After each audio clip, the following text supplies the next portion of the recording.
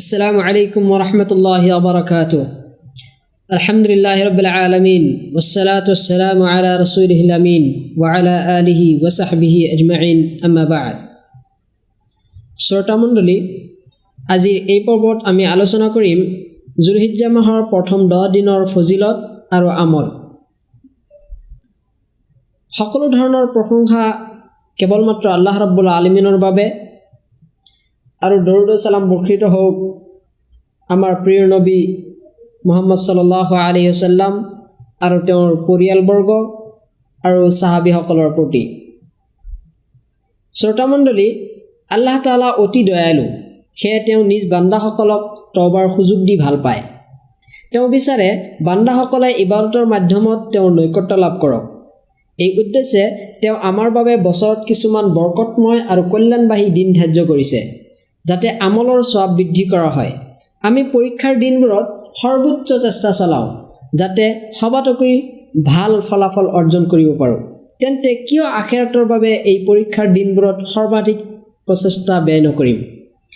এই দিনবোৰত আমল কৰা বছৰৰ আন দিনৰ তুলনাত বহু গুণে বেছি নেকি আৰু কল্যাণ কঢ়িয়াই আনে। এনে দিনবোৰৰ মাজত উল্লেখযোগ্য জুলহিজ্জা মাহৰ এই প্ৰথম 10 দিন। এই দিনবোৰক ৰাসূলুল্লাহ সাল্লাল্লাহু আলাইহি ওয়াসাল্লামে পৃথিৱীৰ শ্ৰেষ্ঠতম দিন বুলি আখ্যায়িত কৰিছে। এই দিনবোৰত আমল কৰাৰ প্ৰতি তেওঁ সবিশেষ উদ্বুদ্ধ কৰিছে। এই দিনবোৰৰ শ্ৰেষ্ঠত্ব প্ৰমাণস্বৰূপে কেৱল এইটোৱে যথেষ্ট যে আল্লাহ তাআলাই ইয়াৰ শপত লৈছে। আহক এতিয়া আমি আলোচনা কৰিম কোন আমলৰ জৰিয়তে আমি জুলহিজ্জা মাহক স্বাগতম জনাম। প্ৰতিজন মুছলিমেই ইবাদতৰ মাহবোৰক সুন্দৰ প্ৰস্তুতিৰ জৰিয়তে স্বাগতম জনোৱা উচিত। জুলহিজ্জা মাহক আমি এতিয়া উল্লেখ কৰিম কিছুমান এনেকুৱা আমল যিবোৰৰ দ্বাৰা আমি এই মাহক স্বাগতম জনাব পাৰি। 1 নম্বৰ, একনিষ্ঠভাৱে তওবা কৰা।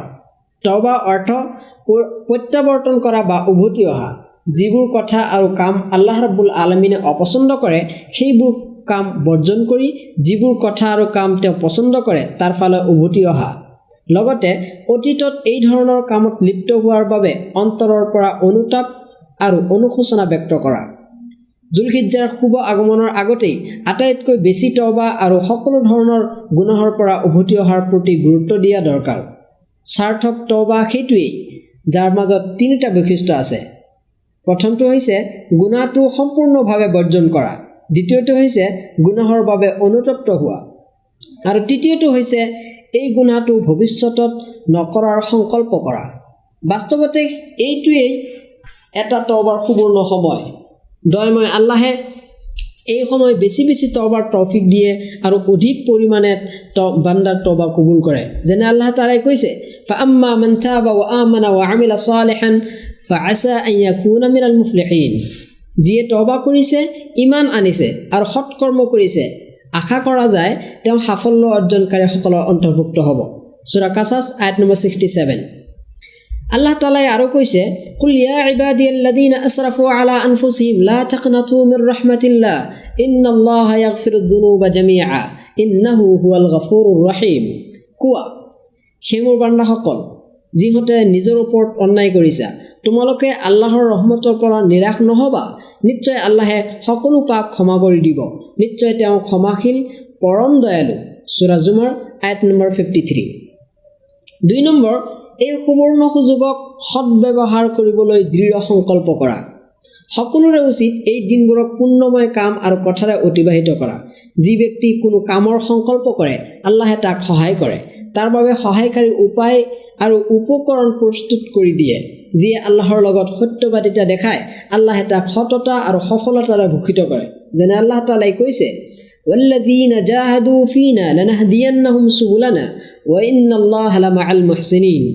আৰু যিসকলে আমাৰ পথত সৰ্বাত্মক প্ৰচেষ্টা চলায়, সিহঁতক আমি অৱশ্যেই আমাৰ পথত পৰিচালিত কৰিম, আৰু নিশ্চয় আল্লাহ সৎকৰ্মশীল সকলৰ লগত আছে। সূৰা আনকাবুত আয়াত নম্বৰ 69। 3 নম্বৰ, গুনাহৰ পৰা দূৰত্ব অৱলম্বন কৰা। সৎকৰ্মৰ দ্বাৰা যেনে আল্লাহৰ নৈকট্য অৰ্জন কৰা হয়, ঠিক তেনেকৈ গুনাহৰ দ্বাৰা আল্লাহৰ ৰহমত আৰু কৰোণাৰ পৰা দূৰত্ব সৃষ্টি হয়। মানুহে কেতিয়াবা তাৰ নিজৰ অপৰাধৰ কাৰণে আল্লাহৰ ৰহমতৰ পৰা বঞ্চিত হয়। সেয়ে যদি আমি অপৰাধ মাৰ্জনা আৰু জাহান্নামৰ পৰা মুক্তিৰ প্ৰত্যাশী হওঁ তেনেহ'লে এই দিনবোৰত আৰু ইয়াৰ শিক্ষাৰ ওপৰত আমল কৰি বছৰৰ আন আন দিনবোৰত গুনাহ পৰিত্যাগ কৰিব লাগিব।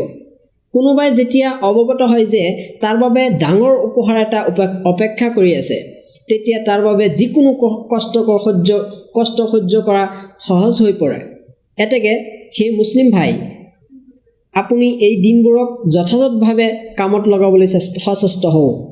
সময় গুচি যোৱাৰ পিছত অনুতাপ কৰিব নিবিচাৰিলে জুলহিজ্জা মাহৰ এই 10 দিনত অথবা জুলহিজ্জা মাহ অহাৰ আগতেই ইয়াত অৰ্জন কৰিবলৈ প্ৰস্তুতি লওক। জুলহিজ্জা মাহৰ প্ৰথম 10 দিনৰ ফজিলত এতিয়া আমি আলোচনা কৰিম এই বিষয়ে। 1 নম্বৰ, আল্লাহ তাআলাই ইয়াৰ শপত লৈছে। যেনে আল্লাহ তাআলা যেতিয়া কোনো বস্তুৰ শপত লয় তেতিয়া ই কেৱল সেই বস্তুৰ শ্ৰেষ্ঠত্ব আৰু মৰ্যাদা প্ৰমাণ কৰে, কাৰণ মহান সত্তা কেৱল মহা গুৰুত্বপূৰ্ণ বিষয়েৰে শপত লয়। যেনে আল্লাহ তাআলাই কৈছে ওয়াল ফাজৰ ওয়া লায়ালিন আশৰ, ফজৰৰ শপত আৰু শপত 10 ৰাতিৰ। সূৰা ফাজৰ আয়াত নম্বৰ 1-2। উক্ত আয়াতত 10 ৰাতিৰ শপত বুলি জুলহিজ্জা মাহৰ 10 ৰাতিৰ প্ৰতি ইংগিত কৰা হৈছে। এইটোৱেই তফছিৰবিদসকলৰ সৰ্বসন্মতি মত। ইবনে কাছিৰ ৰাহিমাহুল্লাহ কৈছে এইটোৱেই সঠিক মত। 2 নম্বৰ, এইবোৰেই সেই দিন য'ত আল্লাহে তেওঁৰ জিকিৰৰ প্ৰৱৰ্তন কৰিছে। আল্লাহ তাআলাই কৈছে লিয়াশহাদু মানাফি'a লাহুম ওয়া ইয়াযকুৰু ইসমাল্লাহি ফি আইয়ামিন মা'লুমাত আলা মা ৰাযাকাহুম মিন বাহিমাতিল আনআম, যাতে সিহঁতে নিজ কল্যাণৰ স্থানসমূহত উপস্থিত হ'ব পাৰে আৰু তেওঁ সিহঁতক চতুষ্পদ জন্তুৰ পৰা যি জীৱিকা প্ৰদান কৰিছে তাৰ ওপৰত নিৰ্দিষ্ট দিনসমূহত আল্লাহৰ নাম স্মৰণ কৰিব পাৰে। সূৰা আল হজ আয়াত নম্বৰ 28। জুমহুৰ উলামাৰ মতে এই আয়াতত নিৰ্দিষ্ট দিনসমূহ জুলহিজ্জা মাহৰ প্ৰথম 10 দিনক বুজোৱা হৈছে। এইটোৱে ইবনে উমৰ ৰাদিয়াল্লাহু তাআলা আনহু আৰু ইবনে আব্বাছ ৰাদিয়াল্লাহু তাআলা আনহুৰ মত। 3 নম্বৰ, ৰাসূলুল্লাহ সাল্লাল্লাহু আলাইহি ওয়াসাল্লামে এই দিনবোৰক শ্ৰেষ্ঠতম দিন বুলি আখ্যায়িত কৰিছে। জুলহিজ্জাৰ এই দিনবোৰক ৰাসূলুল্লাহ সাল্লাল্লাহু আলাইহি ওয়াসাল্লামে পৃথিৱীৰ শ্ৰেষ্ঠতম দিন বুলি আখ্যায়িত কৰিছে। যেনে জাবিৰ ৰাদিয়াল্লাহু তাআলা আনহুৰ পৰা বৰ্ণিত নবী করিম সাল্লাল্লাহু আলাইহি ওয়াসাল্লামে কৈছে আফদালু আইয়ামিদ দুনিয়া আইয়ামুল আশর, ইয়ানি 10 দিল হিজ্জা। কিলা ওয়ালা মিসলুহুন্না ফি সাবিলিল্লাহ, قال ওয়ালা মিসলুহুন্না ফি সাবিলিল্লাহ ইল্লা রাজুলুন উফিরা ওয়াজহাহু ফিত তুরাব। পৃথিৱীৰ দিনবোৰৰ মাজত সৰ্বশ্ৰেষ্ঠ দিনসমূহ হৈছে আইয়ামুল আশৰ, অৰ্থাৎ জুলহিজ্জাৰ প্ৰথম 10 দিন। কোৱা হ'ল আল্লাহৰ পথত জিহাদ কৰাও ইয়াতকৈ উত্তম নহয়নে? তেওঁ ক'লে আল্লাহৰ পথত জিহাদ কৰাটো ইয়াতকৈ উত্তম দিন নাই। হয়, কেৱল সেই ব্যক্তি যিয়ে জিহাদত তাৰ মুখমণ্ডল মাটিত মিহলাই দিছে। মুছনাদে বাজ্জাৰ হাদিছ নম্বৰ 1128 আৰু মুছনাদে আবি ইয়ালা হাদিছ নম্বৰ 2090। 4 নম্বৰ, এই দিনবোৰৰ মাজত আছে আৰাফাৰ দিন। আৰাফাৰ দিন হৈছে হজৰ দিন। এইটো ক্ষমা আৰু মাগফিৰাতৰ দিন, জাহান্নামৰ পৰা মুক্তি আৰু নাজাতৰ দিন। জুলহিজ্জাৰ এই দশকত যদি ফজিলতৰ আন কোনো বস্তু নাথাকিলেহেঁতেন তেন্তে এই দিৱসটোৱেই ইয়াৰ মৰ্যাদাৰ বাবে যথেষ্ট হ'লেহেঁতেন। এই দিনৰ ফজিলত সম্পৰ্কে ৰাসূলুল্লাহ সাল্লাল্লাহু আলাইহি ওয়াসাল্লামে কৈছে আল হাজ্জু আৰাফা, আৰাফা দিৱসেই হৈছে হজ। তিৰমিজি, নাসাই। 5 নম্বৰ, ইয়াত আছে কুৰবানীৰ দিন। কোনো আলিমৰ মতে কুৰবানীৰ দিনটো হৈছে বছৰৰ সৰ্বশ্ৰেষ্ঠ দিন। রাসূলুল্লাহ সাল্লাল্লাহু আলাইহি ওয়াসাল্লামে কৈছে আফদালুল আইয়ামি ইনদাল্লাহি ইয়াউমুন নাহর সুম্মা ইয়াউমুল করব ইস্তাকিরু ফিহিন নাস। আল্লাহৰ ওচৰত সৰ্বাধিক মৰ্যাদাপূৰ্ণ দিন হৈছে কুৰবানীৰ দিন, তাৰ পিছত স্থিৰতাৰ দিন অৰ্থাৎ কুৰবানীৰ পৰৱৰ্তী দিন, কাৰণ যিদিনা মানুহে কুৰবানী ইত্যাদিৰ দায়িত্ব পালন শেষ কৰি সুস্থিৰ হয়। নাসাই, ইবনে খুজাইমা। 6 নম্বৰ, এই দিনবোৰতে মৌলিক ইবাদতসমূহৰ সমাৱেশ ঘটে। হাফিজ ইবনে হাজাৰ ৰাহিমাহুল্লাহ তেখেতৰ ফাতুহুল বাৰী গ্ৰন্থত লিখিছে والذي يظهر أن السبب في امتياز 10 ذي الحجة لمكان اجتماع أمهات العبادة فيه وهي الصلاة والصيام والصدقة والحج ولا تأتي ذلك في غيره. দুলহিজ্জা দহকৰ বৈশিষ্ট্যৰ কাৰণ যিটো প্ৰতীয়মান হয় সেয়া হৈছে ইয়াত সকলো মৌলিক ইবাদতৰ সন্নিৱেশ ঘটে, যেনে সালাত, সিয়াম, সদকা, হজ ইত্যাদি। আন কোনো দিনত ইমানখিনি ইবাদতৰ সমাৱেশ নঘটে। ফাতুল বাৰী জিল নম্বৰ 2 অৰ্থাৎ খণ্ড নম্বৰ 2 460। জুলহিজ্জাৰ প্ৰথম দহকত নেক আমলৰ ফজিলত ইবনে আব্বাছ ৰাদিয়াল্লাহু তাআলা আনহুৰ পৰা বৰ্ণিত ৰাসূলুল্লাহ সাল্লাল্লাহু আলাইহি ওয়াসাল্লামে কৈছে, মা মিন আইয়ামিল আমালুস সালিহ ফিহা আহাব্বু ইলাল্লাহি মিন হাযিহিল আইয়াম, ইয়ানি আইয়ামুল আশর। ক্বালু ইয়া রাসূলুল্লাহ ওয়ালাল জিহাদ ফি সাবিলিল্লাহ? ক্বাল ওয়ালাল জিহাদ ফি সাবিলিল্লাহ ইল্লা রাজুলুন খারাজা বিনাফসিহি ওয়া মালিহি ফালাম ইয়ারজি' মিন যালিকা বিশাই। এনে কোনো দিন নাই যাৰ আমল জুলহিজ্জা মাহৰ এই 10 দিনৰ আমলতকৈ আল্লাহৰ ওচৰত অধিক প্ৰিয়। সাহাবায়ে কেৰাম ৰাদিয়াল্লাহু আলাইহিম আজমাইন ক'লে, হে আল্লাহৰ ৰাসূল, আল্লাহৰ পথত জিহাদ কৰাও নহয়? ৰাসূলুল্লাহ সাল্লাল্লাহু আলাইহি সাল্লামে ক'লে, আল্লাহৰ পথত জিহাদ কৰাও নহয়, কিন্তু যি ব্যক্তি তাৰ জানমাল লৈ আল্লাহৰ পথত যুদ্ধত ওলালে আৰু সি তাৰ একোৱে লৈ উভতি আহিব নোৱাৰিলে, তাৰ কথা সুকীয়া। বুখাৰী হাদিছ নম্বৰ 959 969। আব্দুল্লাহ ইবনে উমৰ ৰাদিয়াল্লাহু তাআলা আনহুৰ পৰা বৰ্ণিত ৰাসূলুল্লাহ সাল্লাল্লাহু আলাইহি সাল্লামে কৈছে, মা মিন আইয়ামিন আ'যামু ইনদাল্লাহি ওয়ালাল আমালু ফিহিন্না আহাব্বু ইলাল্লাহি মিন হাযিহিল আইয়াম ফাআকসিরু ফিহা মিনাত তাহলিল ওয়াত তাকবীর ওয়াত তাহমিদ, ইয়ানি আইয়ামুল আশর। এই 10 দিনত নেক আমল কৰাতকৈ আল্লাহৰ ওচৰত অধিক প্ৰিয় আৰু মহান কোনো আমল নাই। গতিকে তোমালোকে এই সময়ত তাহলিল অৰ্থাৎ লা ইলাহা ইল্লাল্লাহ, তাকবীৰ অৰ্থাৎ আল্লাহু আকবাৰ আৰু তাহমিদ অৰ্থাৎ আলহামদুলিল্লাহ বেছি বেছি পাঠ কৰা। মুসনাদে আহমদ হাদিছ নম্বৰ 132, বাইহাকি শুআবুল ঈমান 3474, মুসনাদে আবি আৱানা 3024।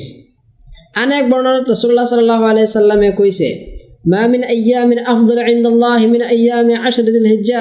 ক্বালু ইয়া রাসূলুল্লাহ ওয়ালা মিথলুহা ফি সাবিলিল্লাহ? ক্বাল ইল্লা মান আফারা ওয়াজহাহু ফি তুরাব। জুলহিজ্জাৰ প্ৰথম 10 দিনৰ নিচিনা আল্লাহৰ ওচৰত উত্তম আন কোনো দিন নাই। সাহাবীসকলে প্ৰশ্ন কৰিলে, হে আল্লাহৰ ৰাসূল সাল্লাল্লাহু আলাইহি ওয়াসাল্লাম, আল্লাহৰ পথত জিহাদ কৰাটো ইয়াতকৈ উত্তম দিন নাইনে? তেখেতে ক'লে, হয়, কেৱল সেই ব্যক্তি যিয়ে জিহাদত তাৰ চেহেৰাক মাটিত মিহলাই দিছে। সহি আত-তাৰগীব। এই হাদিছবোৰৰ তাৎপৰ্য হ'ল, বছৰত যিমানবোৰ মৰ্যাদাপূৰ্ণ দিন আছে তাৰ মাজত এই 10 দিনৰ প্ৰতিটো দিনেই সৰ্বোত্তম। ৰাসূলুল্লাহ সাল্লাল্লাহু আলাইহি সাল্লামে এই দিনসমূহত নেক আমল কৰাৰ বাবে তেওঁৰ উম্মতক উৎসাহিত কৰিছে। তেখেতৰ এই উৎসাহ প্ৰদান এই সময়ৰ ফজিলত প্ৰমাণ কৰে। ৰাসূলুল্লাহ সাল্লাল্লাহু আলাইহি সাল্লামে এই দিনবোৰত বেছি বেছি তাহলিল আৰু তাকবীৰ পাঠ কৰিবলৈ নিৰ্দেশ দিছে, যেনে ওপৰত ইবনে উমৰ ৰাদিয়াল্লাহু তাআলা আনহুৰ পৰা বৰ্ণিত হাদিছত উল্লেখ কৰা হৈছে। ইবনে ৰজব ৰাহিমাহুল্লাহ কৈছে, উপৰোক্ত হাদিছসমূহৰ পৰা বুজা যায় যে নেক আমলৰ মৌচুম হিচাপে জুলহিজ্জা মাহৰ প্ৰথম দহক হৈছে সৰ্বোত্তম। এই দিৱসবোৰত সম্পাদিত কৰা নেক আমল আল্লাহৰ ওচৰত অধিক প্ৰিয়। হাদিছৰ কোনো কোনো বৰ্ণনাত আহাব্বু অৰ্থাৎ সৰ্বাধিক প্ৰিয় শব্দ আহিছে, কোনো কোনো বৰ্ণনাত আহিছে আফজালু অৰ্থাৎ সৰ্বোত্তম শব্দ ব্যৱহাৰ হৈছে। এতেকে এই সময়ত নেক আমল কৰা বছৰৰ আন যিকোনো সময়ত নেক আমল কৰাতকৈ বেছি মৰ্যাদা আৰু ফজিলতপূৰ্ণ। এইভাৱে উম্মতৰ অগ্ৰৱৰ্তী পুণ্যৱান মুছলিমসকলে এই সময়বোৰত অধিক হাৰত ইবাদত মনোনিৱেশ কৰিছিল। যেনে আবু সিমান নাহদিয়ে কৈছে, তেওঁলোকে অৰ্থাৎ সালাফসকলে অৰ্থাৎ পূৰ্বপুৰুষসকলে 3টা দহকক বহুতো মৰ্যাদাবান বুলি ভাবিছিল। ৰমজান মাহৰ শেষ দহক, জুলহিজ্জাৰ প্ৰথম দহক আৰু মুহৰৰম মাহৰ প্ৰথম দহক। এই 10 দিনত যিবোৰ আমল বেছি বেছি কৰা উচিত সেয়া হৈছে 1 নম্বৰ হজ আৰু উমৰা সম্পাদন কৰা। এই দুটা হৈছে এই দহকৰ সৰ্বশ্ৰেষ্ঠ আমল। যিসকলে এই দিনত হজ আদায় কৰাৰ সুযোগ পাইছে তেওঁলোকে যে বহু ভাগ্যৱান তাত কোনো সন্দেহ নাই। আল্লাহে যাক তেওঁ নিৰ্দেশিত আৰু ৰাসূলুল্লাহ সাল্লাল্লাহু আলাইহি সাল্লামে প্ৰদৰ্শিত পন্থাত হজ বা উমৰা কৰাৰ তৌফিক প্ৰদান কৰিছে তাৰ পুৰস্কাৰ কেৱল জান্নাত কাৰণ ৰাসূলুল্লাহ সাল্লাল্লাহু আলাইহি সাল্লামে কৈছে আল-উমরাতু ইলা উমরাতি কাফারাতুন লিমা বাইনাহুমা ওয়াল হাজ্জুল মাবরুর লাইসা লাহু জাযাউন ইল্লাল জান্নাহ এটা উমৰাৰ পৰা আন এটা উমৰা ইয়াৰ মাজৰ গুনাহৰ কাফাৰা আৰু মাবৰুৰ হজৰ প্ৰতিদান কেৱলমাত্ৰ জান্নাত বুখাৰী হাদিস নম্বৰ 1773 আৰু মাবৰুৰ হজ সেইটো যিটো পৰিপূৰ্ণভাৱে সম্পাদিত হয় ৰাসূলুল্লাহ সাল্লাল্লাহু আলাইহি সাল্লামে প্ৰদৰ্শিত পন্থাত য'ত নাই কোনো ৰিয়া বা লোকক দেখুওৱা অথবা সুমা বা মানুহৰ প্ৰশংসা অৰ্জনৰ মানসিকতা আৰু কোনো অশ্লীলতা বা পাপাচাৰৰ স্পৰ্শও নাই যাক পৰিবেষ্টন কৰে নেক কাম আৰু পুণ্যময় আমল 2 নম্বৰ সিয়াম পালন কৰা মুছলমানৰ বাবে উচিত হ'ব জুলহিজ্জা মাহৰ এই মুবাৰক দিনবোৰত যিমান বেছি সম্ভৱ সিয়াম পালন কৰা সম আল্লাহৰ অতি প্ৰিয় আমল হাদিসে কুদসিত সিয়ামক আল্লাহে নিজৰ লগত সম্পৃক্ত কৰিছে আবু হুৰাইৰা ৰাদিয়াল্লাহু তাআলা আনহুৰ পৰা বৰ্ণিত ৰাসূলুল্লাহ সাল্লাল্লাহু আলাইহি সাল্লামে কৈছে قال الله تبارك وتعالى كل عمل ابن آدم له إلا الصيام فإنه لي وأنا أجزي به والصيام جنة আল্লাহে কৈছে সিয়ামৰ বাহিৰে আদম সন্তানৰ প্ৰতিটো কাম তাৰ নিজৰ বাবে কাৰণ সিয়াম মোৰ বাবে গতিকে মই ইয়াৰ প্ৰতিদান দিম সিয়াম ঢাল স্বৰূপ বুখাৰী হাদিস নম্বৰ 1904 সম যে এটা ডাঙৰ মৰ্যাদা সম্পন্ন আৰু আল্লাহৰ ওচৰত প্ৰিয় আমল হে আমি এই হাদিসৰ দ্বাৰা অনুধাৱন কৰিব পাৰোঁ কিন্তু ৰাসূলুল্লাহ সাল্লাল্লাহু আলাইহি সাল্লামে আৰাফাৰ দিনৰ সমৰ প্ৰতি বিশেষভাৱে গুৰুত্ব আৰোপ কৰিছে আৰু ইয়াৰ মৰ্যাদা বৰ্ণনা কৰিছে আবু কাতাদা ৰাদিয়াল্লাহু তাআলা আনহুৰ পৰা বৰ্ণিত ৰাসূলুল্লাহ সাল্লাল্লাহু আলাইহি সাল্লামে কৈছে সিয়ামু ইয়াউমি আৰাফা احتسب على الله ان يكفر السنه التي قبله والسنه التي بعده আৰাফাৰ দিনৰ সম আল্লাহ ৰাব্বুল আলামিনে বিগত আৰু অহা বছৰৰ গুনাহৰ কাফাৰা হিচাপে গ্ৰহণ কৰিছে মুছলিম হাদিস নম্বৰ 1163 এই হাদিসৰ ভিত্তিত জুলহিজ্জাৰ 9 তাৰিখে সম পালন কৰা সুন্নত ইমাম নবী ৰহিমুল্লাহ কৈছে এইবোৰ দিনত সম পালন কৰা বহু গুৰুত্বপূৰ্ণ অৰ্থাৎ মুস্তাহাব কোনো দেশৰ সাধাৰণ মানুহ বিশেষকৈ মহিলাসকলৰ মাজত এটা ধাৰণা প্ৰচলিত আছে যে জুলহিজ্জা মাহৰ 7, 8 আৰু 9 তাৰিখে সম পালন কৰা সুন্নত কিন্তু সমৰ বাবে এই 3 দিনক নিৰ্দিষ্ট কৰাৰ কোনো প্ৰমাণ বা ভিত্তি নাই জুলহিজ্জাৰ 1 পৰা 9 তাৰিখলৈ যিকোনো দিন বা গোটেই 9 দিন সম পালন কৰিব পাৰে 3 নম্বৰ সালাত কায়েম কৰা সালাত অন্যতম গুৰুত্বপূৰ্ণ সম্মানিত আৰু মৰ্যাদাবান আমল গতিকে এই দিনবোৰত আমি সকলোৱে চেষ্টা কৰা উচিত ফৰজ সালাতসমূহ জামাতত আদায় কৰা আৰু বেছি বেছি নফল সালাত আদায় কৰাৰ চেষ্টা কৰা দৰকাৰ কাৰণ নফল সালাতৰ দ্বাৰা বান্দা আল্লাহৰ আটাইতকৈ বেছি নৈকট্য অৰ্জন কৰে আবু হুৰাইৰা ৰাদিয়াল্লাহু তাআলা আনহুৰ পৰা বৰ্ণিত তেখেতে কৈছে ৰাসূলুল্লাহ সাল্লাল্লাহু আলাইহি সাল্লামে কৈছে আল্লাহ তাআলাই কৈছে যি ব্যক্তি মোৰ কোনো অলিৰ লগত শত্ৰুতা পোষণ কৰে মই তাৰ লগত যুদ্ধ ঘোষণা কৰিছো মোৰ বান্দা ফৰজ ইবাদতকৈ মোৰ ওচৰত অধিক প্ৰিয় আন কোনো ইবাদতৰ দ্বাৰা মোৰ নৈকট্য লাভ কৰিব নোৱাৰে মোৰ বান্দা নফল ইবাদতৰ দ্বাৰা সদায় মোৰ নৈকট্য অৰ্জন কৰে আনকি অৱশেষত মই তাক মোৰ এনে প্ৰিয় পাত্ৰ বনাই লওঁ যে মই তাৰ কাণ হৈ যাওঁ যিটোৰে সি শুনে মই তাৰ চকু হৈ যাওঁ যিটোৰে সি দেখে আৰু মই তাৰ হাত হৈ যাওঁ যিটোৰে সি ধৰে মই তাৰ ভৰি হৈ যাওঁ যিটোৰে সি খোজ কাঢ়ে সি মোৰ ওচৰত কিবা বিচাৰিলে মই অৱশ্যই তাক সেইটো প্ৰদান কৰোঁ আৰু যদি সি মোৰ ওচৰত আশ্ৰয় বিচাৰে মই তাক অৱশ্যই আশ্ৰয় দিওঁ মই যিকোনো কাম কৰিব বিচাৰিলে তাত কোনো ধৰণৰ দ্বিধা সংকোচ নকৰোঁ যিমান দ্বিধা সংকোচ কৰোঁ মুমিন বান্দাহৰ প্ৰাণ হৰণত সি মৃত্যুক অপছন্দ কৰে অথচ মই তাৰ বাচি থকাক অপছন্দ কৰোঁ বুখাৰী হাদিস নম্বৰ 6502 4 নম্বৰ দান সৎকাৰ কৰা এই দিনবোৰত যিবোৰ আমল বেছি বেছি দৰকাৰ তাৰ মাজত অন্যতম হৈছে সৎকাৰ কৰা আল্লাহ তাআলাই মানুহক সৎকাৰ কৰিবলৈ উদ্বুদ্ধ কৰিছে কৈছে ইয়া আইয়ুহাল্লাযীনা আমানু আনফিকু মিম্মা রাযাকনাকুম মিন ক্বাবলি আন ইয়াতিয়া ইয়াউমুন লা বাইউন ফীহি ওয়ালা খুল্লা ওয়ালা শাফাআ ওয়াল কাফিরুনা হুমুদ যালিমুন। হে মুমিনসকল, আমি তোমালোকক যি জীৱিকা প্ৰদান কৰিছোঁ তাৰ পৰা তোমালোকে ব্যয় কৰা। সেই দিন অহাৰ আগতেই যিদিনা কোনো ব্যৱসায় নাথাকিব আৰু নাথাকিব কোনো বন্ধুত্ব আৰু কোনো চুপাৰিচ। প্ৰকৃততে অবিশ্বাসকাৰীসকলেই অন্যায়কাৰী। সূৰা আল বাকাৰা আয়াত নম্বৰ 254।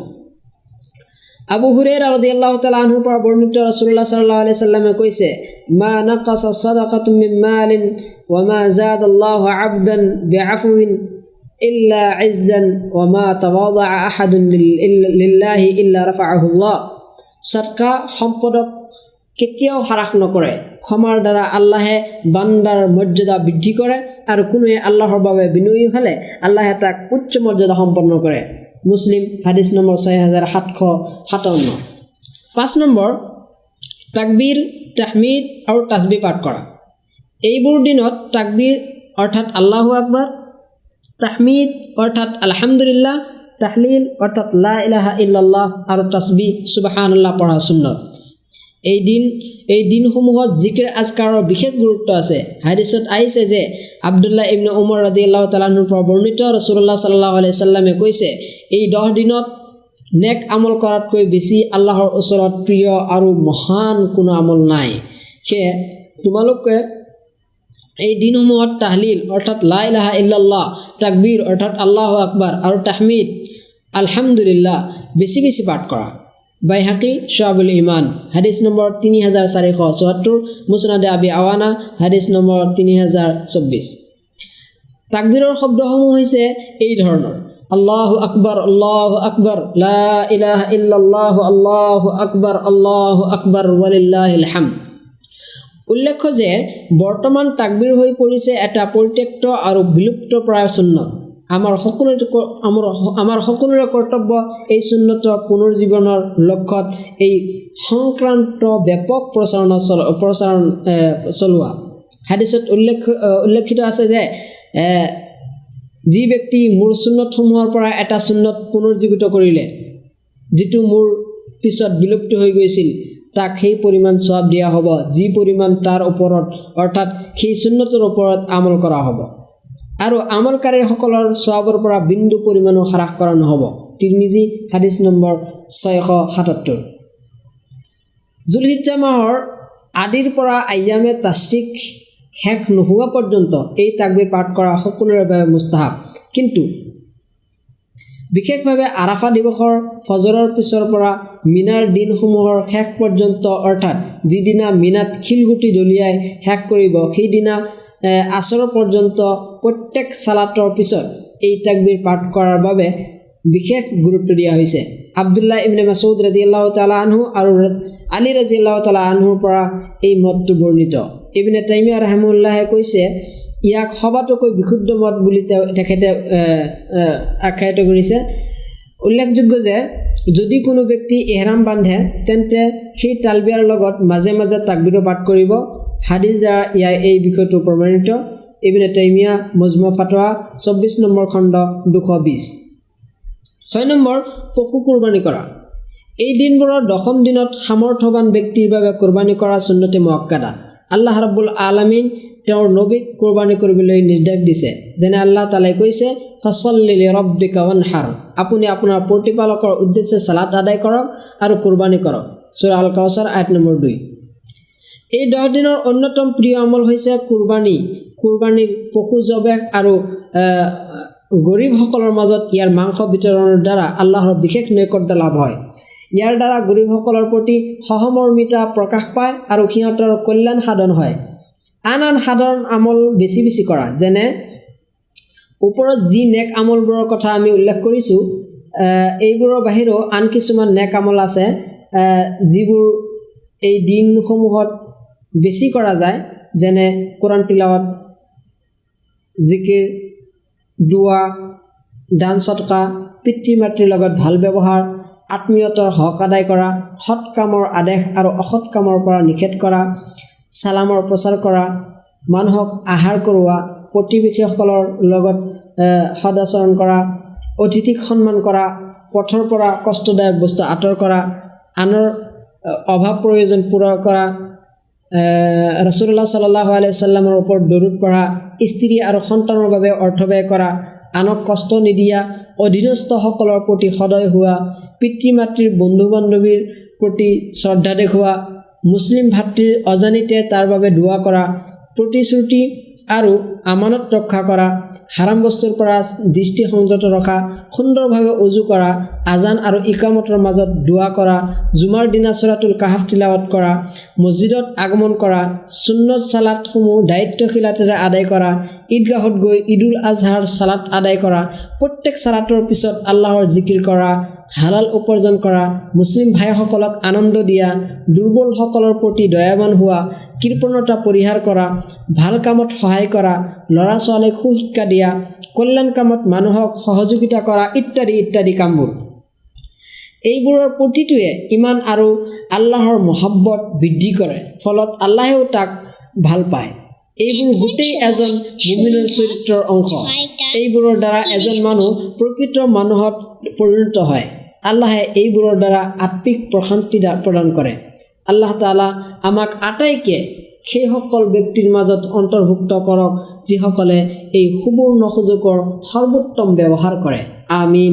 ওয়াসাল্লাল্লাহু আলা নবিল কৰিম ওয়ালহামদুলিল্লাহি ৰাব্বিল আলামিন। আসসালামু আলাইকুম ওয়া ৰাহমাতুল্লাহি ওয়া বাৰাকাতুহু।